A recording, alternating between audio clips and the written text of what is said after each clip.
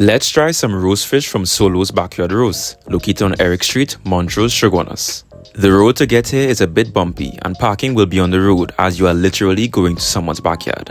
We ordered one of their seafood boils with shrimp, corn, mussels, potato and crab in a coconut buttercream sauce.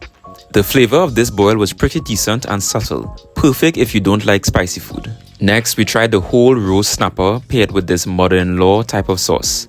This fish, topped with okra, carrots, cheese and corn, was tender and seasoned really nicely. Pairing that with this vinegar-based sauce really elevated the meal to a next level. Definitely coming back for their roasted fish, but let us know in the comments if you've ever been to Solo's Backyard Roast before.